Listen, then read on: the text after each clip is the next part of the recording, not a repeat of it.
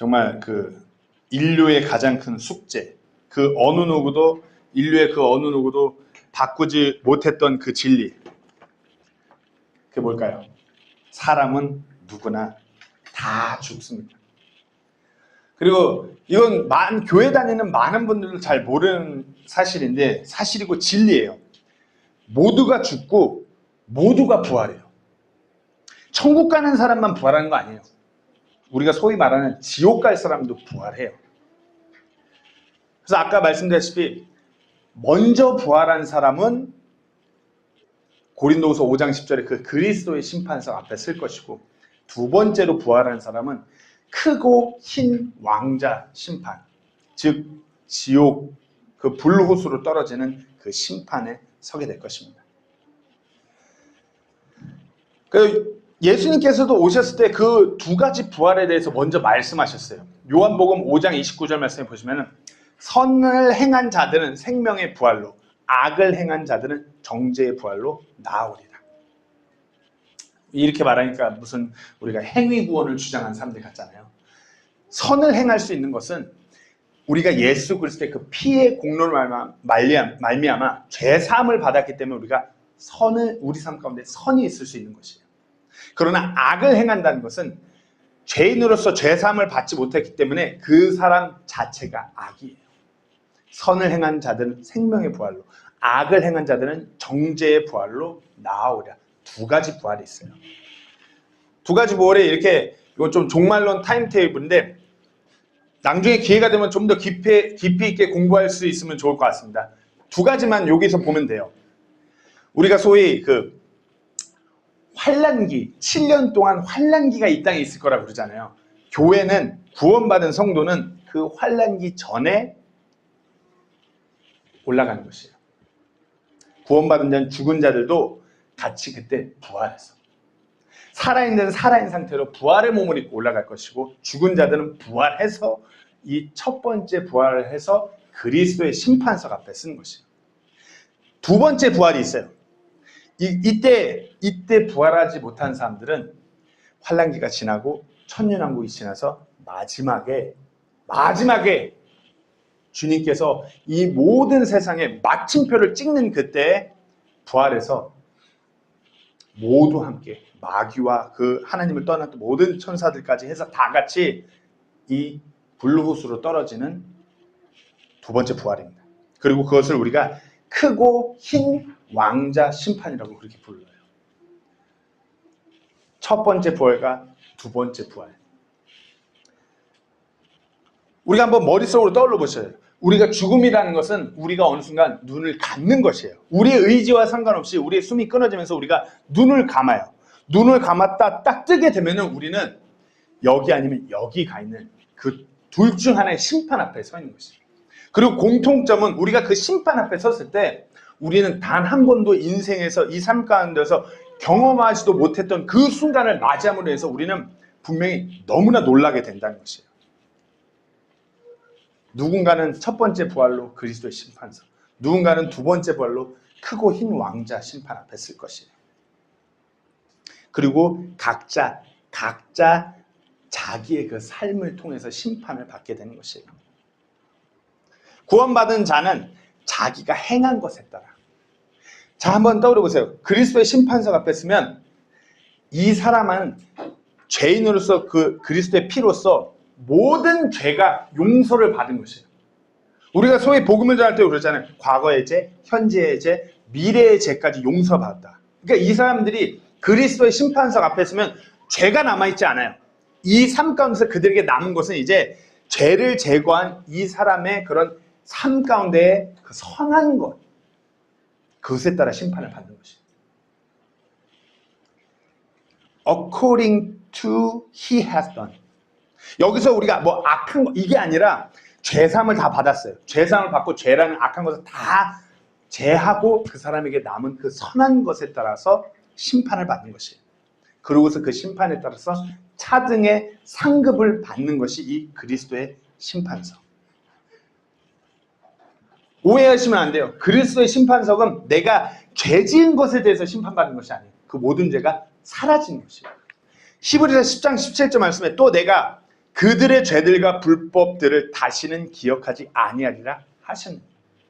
그러니까 구원받은 자들은 그리스도의 심판석 앞에 섰을 때 악한 죄가 모두 사라진 상태에서 내 삶 가운데 하나님 말씀대로 순종하고 말씀을 따라 살았던 그 선을 가지고 그 앞에 서는 것이에요. 이것이 첫 번째 부활 후에 그리스도의 심판석이에요. 또 다른 심판은 또 이렇습니다. 내가 보니 죽은 자들이 작은 자나 큰 자나 하나님 앞에 서 있는데 책들이 펼쳐져 있고 또 다른 책, 즉 생명책이 펼쳐져 있더라. 죽은 자들이 자기 행위들에 따라. 앞서 첫 번째 부활에 참여한 성도들은 죄사함을 받음으로 인해서 죄가 사라졌어요. 그러나 이 두 번째 부활에 참여하고 이 심판 앞에 쓴 사람들은 죄를 사함받지 못했어요. 그로 인해서 죄인이므로 이 죄인의 모든 행위가 악한 것이에요. 그것을 그 행위에 따라 이제 너가 처해질 그 심판에 대해서, 그 불호수에 대해서, 형벌에 대해서 심판을 받는 것이에요.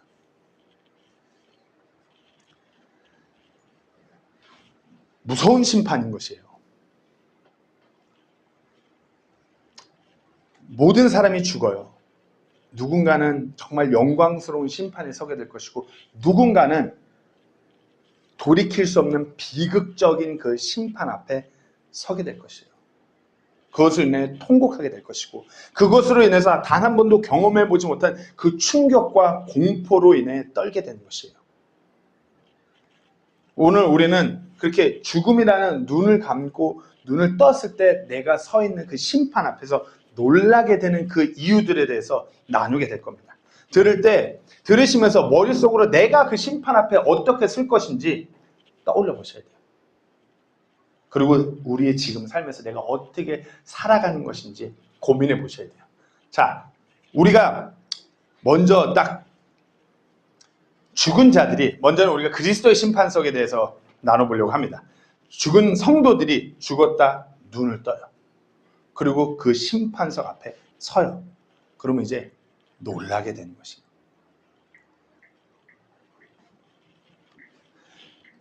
이거는 두 번째 부활 심판도 마찬가지예요.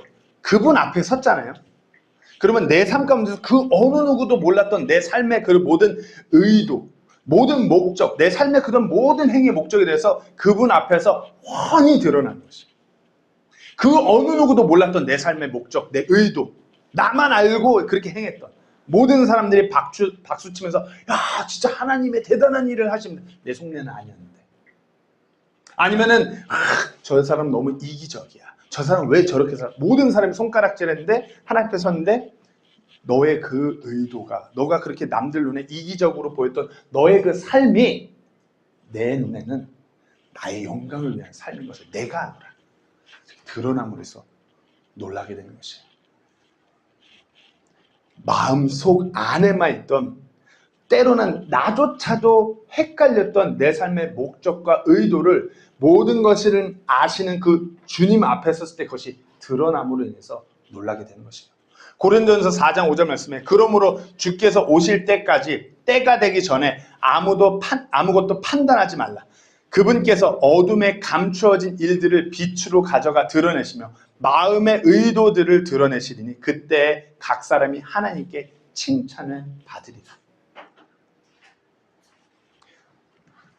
우리가 그리스도의 심판석 앞에서 깜짝 놀랄 때 많은 분들은 내 삶의 어떤 행위를 통해서 하나님 앞에 상급을 받는다고 말을 해요. 물론 틀린 말 아니에요.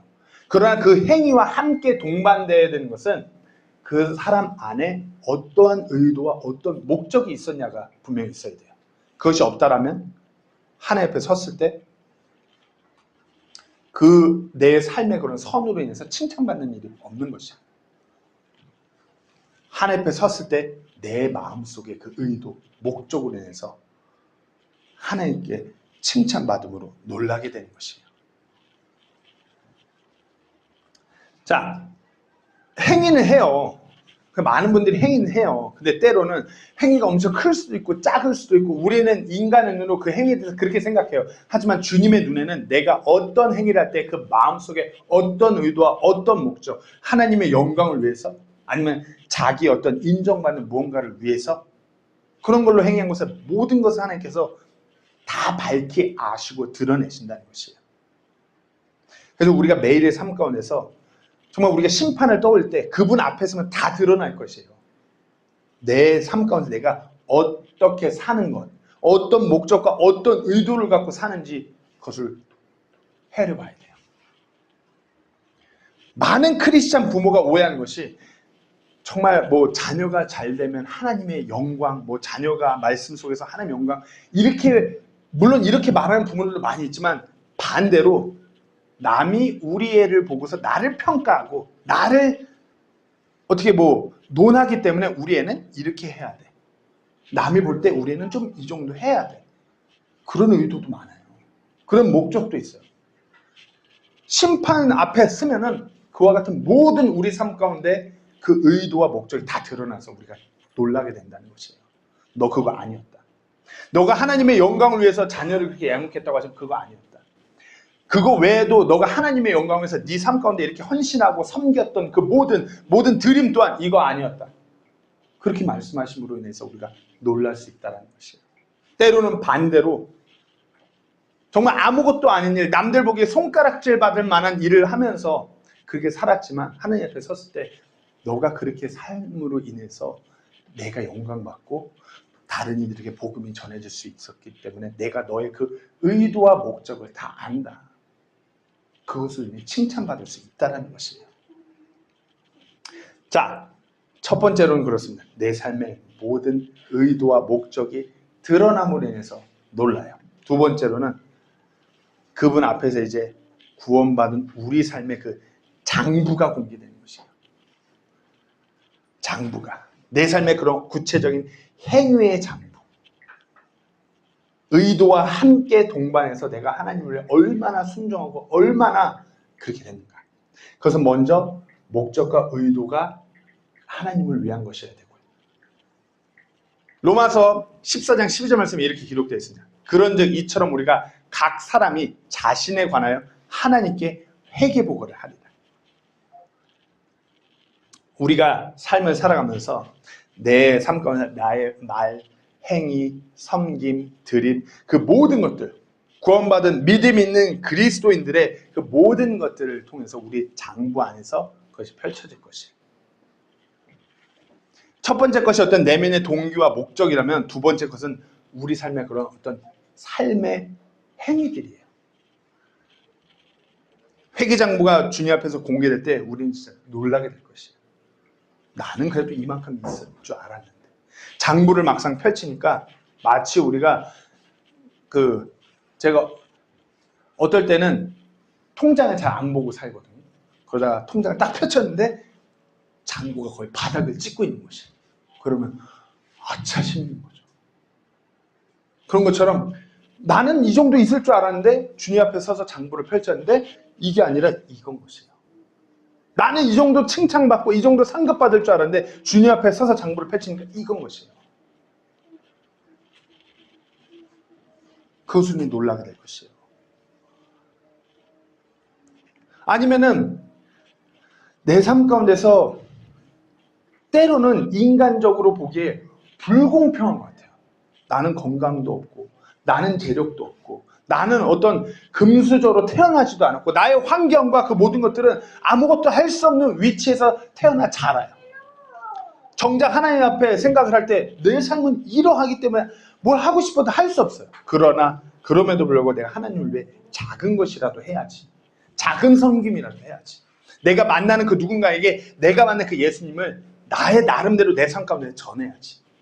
내 눈으로 봤을 때 내 생각에는 내 장부에 뭐가 없을 것 같아요. 그러나 주님 앞에 섰을 때 주님께서 그 장부를 펼쳤을 때 그와 같은 나의 삶의 그런 열매들에 대해서 장부의 기록에 대해서 펼쳐주심으로 인해 놀라게 될 것이야. 나같이 정말 아무것도 없는 보잘것없는 삶이었음에도 불구하고 내가 주님 앞에 이와 같은 기록이 있구나. 그것은 큰 충격을 받게 될 것이에요. 요한계시록 22장 12절 말씀에 이렇게 기록되어 있습니다. 보라, 내가 속히 오리니 내가 줄 상이 내게 있어 각 사람에게 그의 행위에 따라 주리라. 리워드가 있대요. 상이 있대요. 어찌 보면 뭐 어떤 모든 올림픽, 모든 경시대회 하면서 상 받잖아요. 이 마지막 순간을, 인류 역사는 이 순간을 고대고대하면서 그것을 따라하는 걸 수도 있어요. 그간의 노력한 것에 대해서 상을 주는 거. 모든 일이 모든 레코드를 해갖고 리워드를 꼭 줘요. 올림픽이 됐던 어떤 하다못해 이종격 투기 챔피언도 벨트를 받고, 농구를 우승해도 컵을 받고, 공부를 잘해서 수능 1등한 사람은 막 이름이 실리고 내노라는 학교들 오라고 하고 그 장학금을 주고, 모든 것이 이 마지막에 주님께서 허락하신 그 리워드를 상징적으로 나타내고 있는 거나 마찬가지예요. 그간의 그 신실했던 그들의 삶이다. 하지만 우리가 분명히 알아야 될 것은 마지막 순간에 우리가 주님으로 받을 그 상은, 그 상급은 세상 그 어떠한 것과도 비교할 수 없어요. 내 장부를 펼치고 그 장부에 대해서 하나님께서 우리에게 상을 주실 때 우리 놀라게 될 것이에요. 누군가는 생각보다 작은 나의 이 작은 상급으로 인해 놀랄 것이고, 누군가는 생각했던 것보다 너무나 큰 상으로 인하여 놀라게 될 것이에요.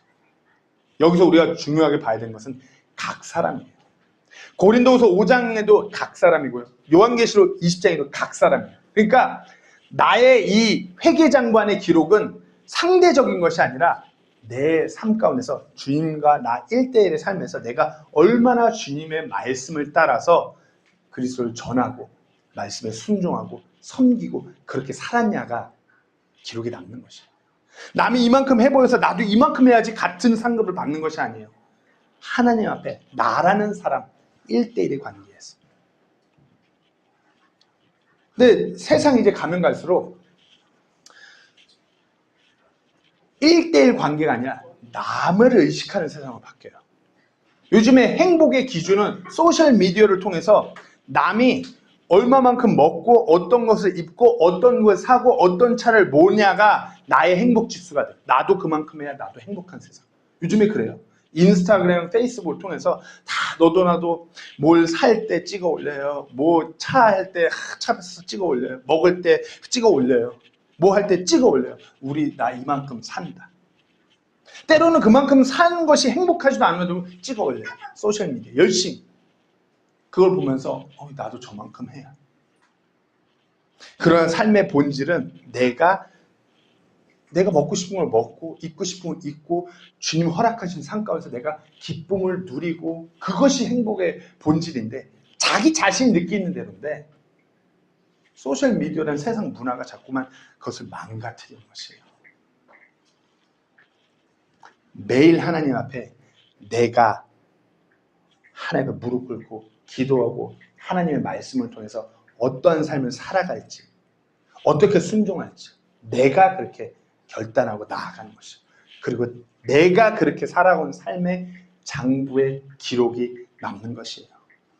절대적인 기준인 것이에요.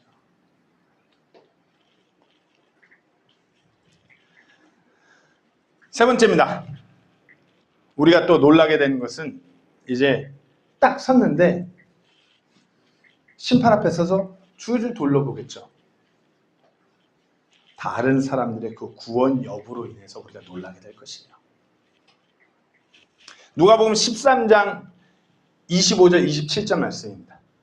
집주인이 한번 일어나 문을 닫으면 너희가 밖에 서서 문을 두드리기 시작하며 이르기를 주여 주여 우리에게 열어주소서 하여도 그가 너희에게 응답하여 이르되 나는 너희가 어디에서 왔는지 알지 못하노라 하리니 그때 너희가 말하기 시작하여 이르되 우리는 주 앞에서 먹고 마셨으며 주께서는 우리의 거리에서 가르치셨나이다 할 것이나 그가 이르되 내가 너희에게 말하노니 나는 너희가 어디에서 왔는지 알지 못하노라. 불법을 행하는 모든 자들아 너희는 내게서 떠나라 하리라. 어찌 보면 이게 비유로 말씀하시지만 심판석 앞에 섰을 때 나는 당연히, 저 사람은 당연히 그리스도의 심판석 첫째 부활에 참여해서 거기에 쓸 줄 알았는데 아닌 것이에요. 주님의 말씀을 너무나 열심히 연구하고 가르치고, 우리가 예전에 그 레프트 비하인드라는 영화를 봤을 때 다 휴거됐는데 교회에 혼자 남아있는 목회자가 있어요. 정운영 대면 그걸 늘 말씀하세요. 그게 너무나 그게 늘 충격적이셨는지 늘 그걸 말씀하세요. 그랬다 할지언정 목사, 선교사, 무슨 교회 대단한 직분자라고 하여도 주님께서 아니라고 하는 경우가 많다라는 거예요. 그래서 우리가 심판 앞에 섰는데, 그리스도의 심판사 앞에 섰는데, 그 대단하고 유명하고 내가 너무 신실하게 따랐던 그분이 안 보여요. 그걸로 인해 놀라는 거예요. 아니, 그와 같은 분이 어떻게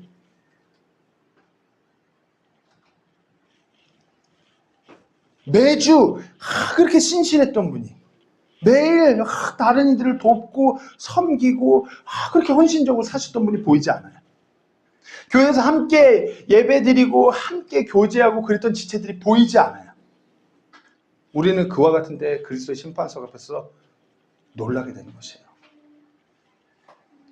들어갈 줄로만 알았던 그 같은 사람들이 들어가지 못하는 것이에요. 주님께서 모른다 하시는 것이에요.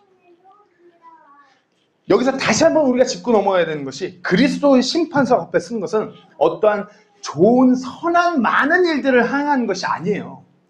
은혜의 복음, 그 예수 그리스도께서 우리의 죄를 사하시기 위해서 흘리신 그 피를 믿는 믿음이 있어야 되는 것이에요.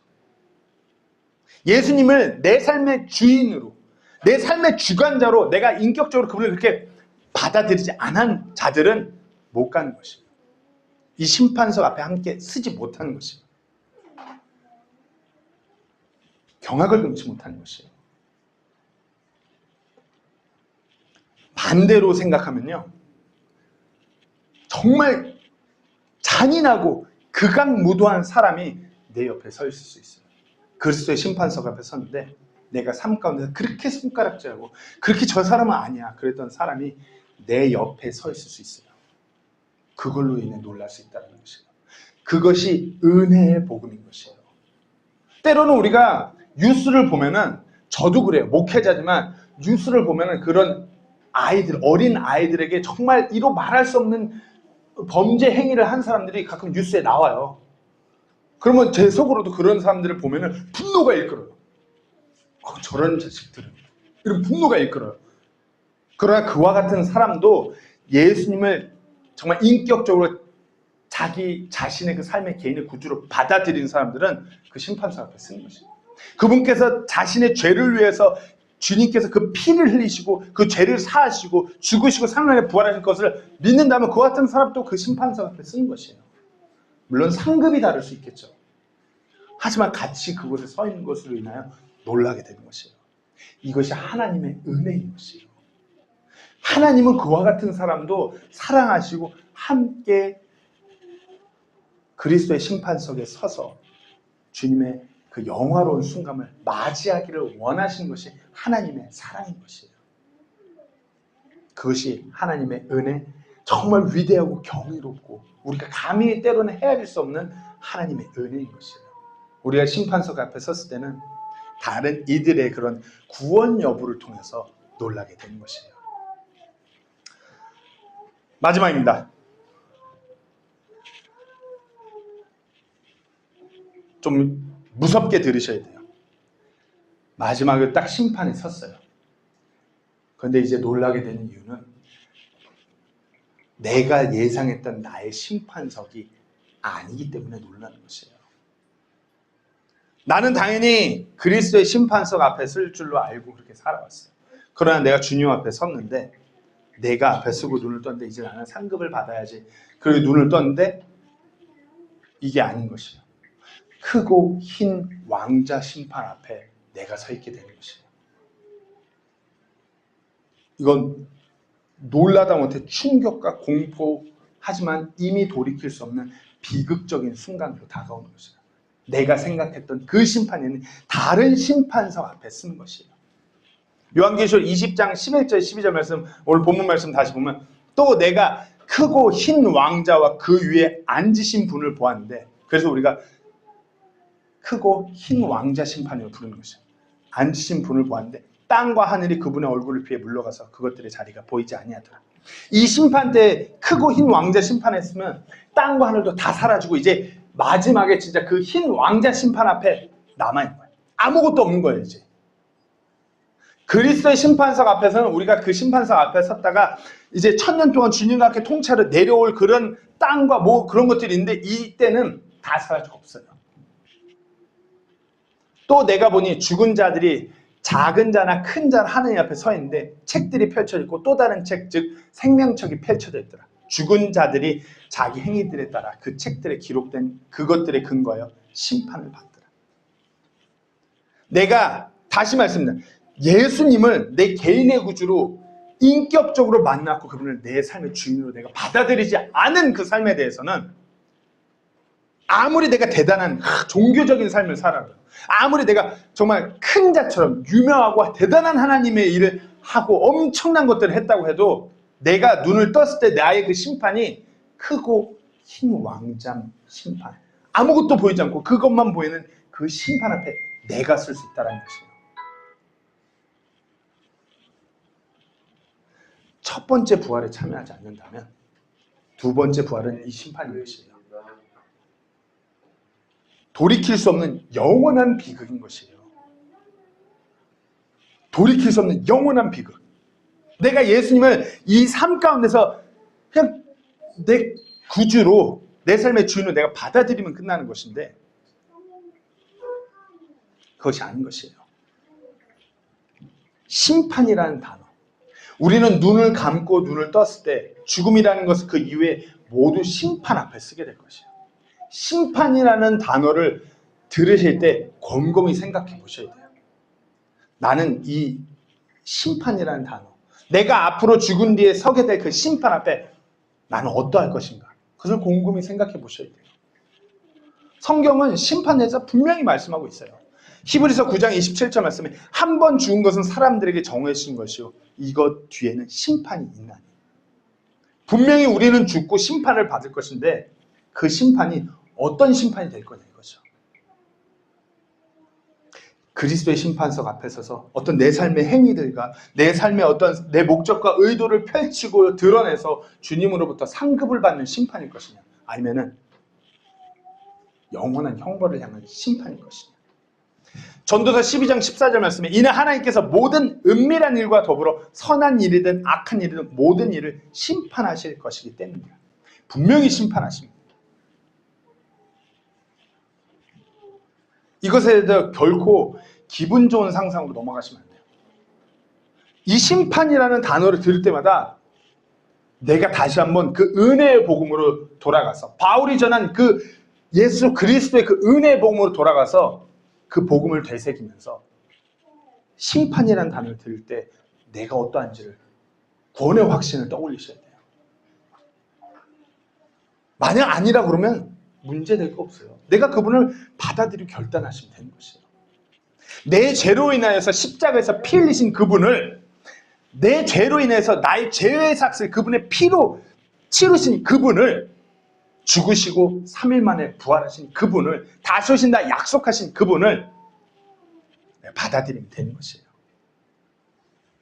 요한복음 3장 36절 말씀 한 구절만 읽고 설교를 마치겠습니다.